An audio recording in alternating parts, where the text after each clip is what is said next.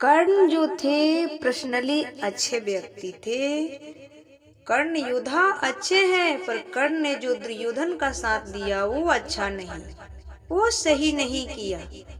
यदि सही होता तो भगवान ना कहते कि तुम युद्ध ना करो।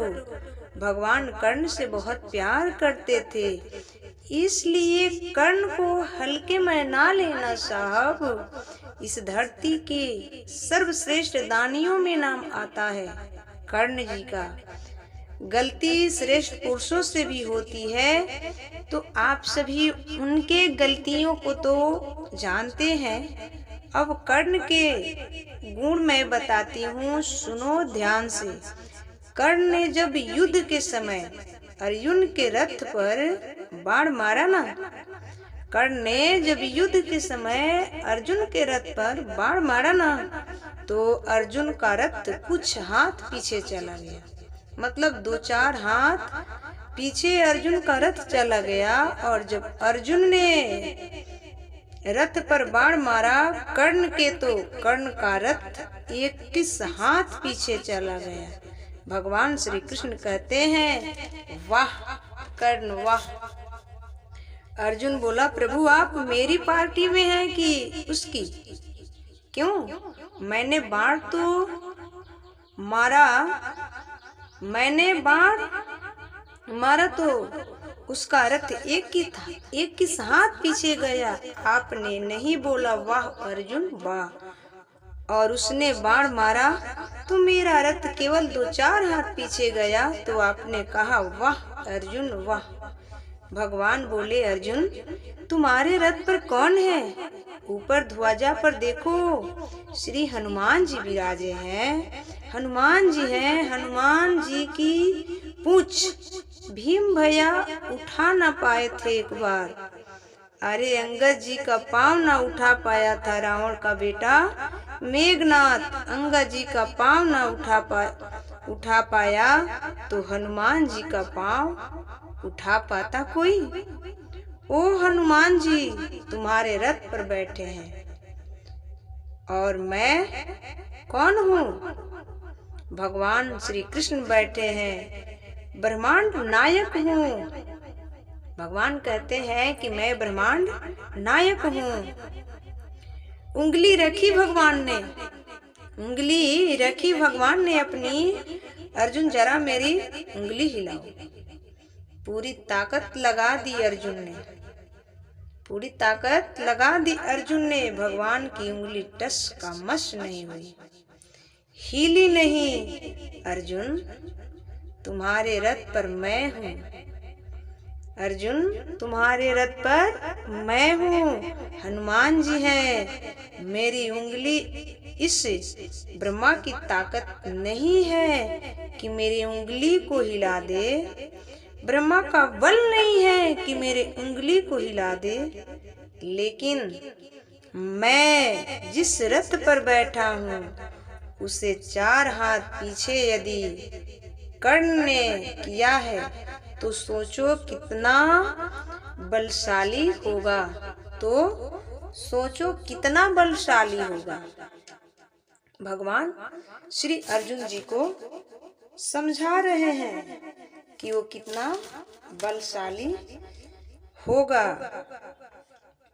अर्जुन जी सुन रहे हैं, उसके बल की सीमा कितनी है। अर्जुन कुछ भी नहीं थे कर्ण के आगे, अर्जुन कुछ भी नहीं थे कर्ण जी के आगे। फर्क इतना था कि अर्जुन धर्म के साथ थे और कर्ण अधर्म के साथ थे। फर्क इतना था बस। लो, जब भगवान भी सराहना करते हैं, कर्ण जी को भगवान भी सराहना करते हैं। जब कर्ण का रथ का पहिया नीचे धंसा और पहिया उठाने में जब वो रथ से उतरे, तो कर्ण को बाण अर्जुन ने मारा। उनकी मृत्यु के समय एक पंडित जी आए, कर्ण को बाण लगा छाती पर, वो मर रहे हैं। एक पंडित जी आए, अरे कर्ण जी हमारे बेटी का विवाह है, कुछ पैसा मिल जाए तो, तुम बड़े दानी हो। वो रोज कर्ण जी रोज सवेरे सवेरे दान करते थे। वो रोज सवेरे सवेरे दान करते थे। अरे दीन गरीब दुखी लोग इनके पास आते थे। उस पंडित जी ने कहा, बेटी का विवाह है, कल बारात आएगी, कुछ हेल्प मदद करो। कर्ण को बाण लगा था छाती पर और ये पंडित जी बनकर आए थे ना। ये पंडित जी कोई और नहीं थे, भगवान ही परीक्षा लेने चले गए। देखो आखिरी समय और परीक्षा लेने भगवान भी ना अपने भक्तों को पूरा निचोड़ देते हैं। पंडित जी बनकर आए भगवान। ओ बेटी का विवाह है, कुछ दान करो, कुछ हेल्प करो। कर्ण ने कहा, अब तो कुछ नहीं है, हमने तो हमारा रथ सोने का था तो पहले ही कह दिया था एक ब्राह्मण को कि भाई जब हम मर जाएं तो ये रथ तुम ले लेना। मतलब मरने के पहले ही अपना सारा कुछ कह के गए थे कि ये तुम ले लेना, ये तुम ले लेना। पंडित जी ने कहा कुछ तो होगा। तब कर्ण को याद आया कि हाँ एक चीज है, आप लोगों से निवेदन है, आप लोगों से पूछती हूँ, बताओ क्या था कर्ण के पास, क्या था? कोई आवाज नहीं आ रही। कर्ण के पास दांत सोने के थे। कर्ण ने अपने दांत पर सोना जड़ा रखा था, मड़वा रखा था। पहले के लोग ना सोना लगाते थे, तो कर्ण ने अपने दांतों पर सोना लगा रखा था। पत्थर उठाया, सोचिए छाती पर बाण लगा हो और आदमी अपने दांत तोड़ के दे रहा हो। ये भावना कोई सामान्य इंसान को, ये भावना कोई समान इंसान की हो सकती है क्या? आपको दर्द हो, कोई आपसे मांगे तो आप डांटे, अरे पागल, तेरा दिमाग पागल हो गया है, हम मरे जा रहे हैं दर्द से। वो तुम्हारा मुंह नहीं बंद रहा, मांगना मांगे चले आए, मांगना।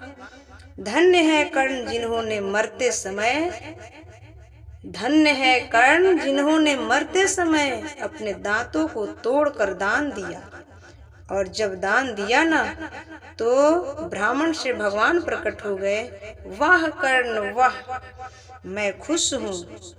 भगवान कहते हैं कि मैं खुश हूँ, बोल बेटा क्या चाहता है? कर्ण ने कहा, प्रभु मुझे पता था मैं गलत दुर्योधन का साथ दिया, मुझे पता था, लेकिन क्या करता? यदि मैं दुर्योधन का साथ नहीं देता तो ये दुनिया मुझे नमक हराम भी तो कहती। इसलिए ना चाहकर भी मुझे साथ देना पड़ा। हे प्रभु मुझे क्षमा कीजिए। भगवान ने कर्ण को हृदय से लगाया और कहा, कुछ मांग लो कर्ण, तुम कहो तो मैं तुम्हें अमर बना दूं। भगवान ने कहा कि तुम कहो तो तुम्हें अमर बना दूं।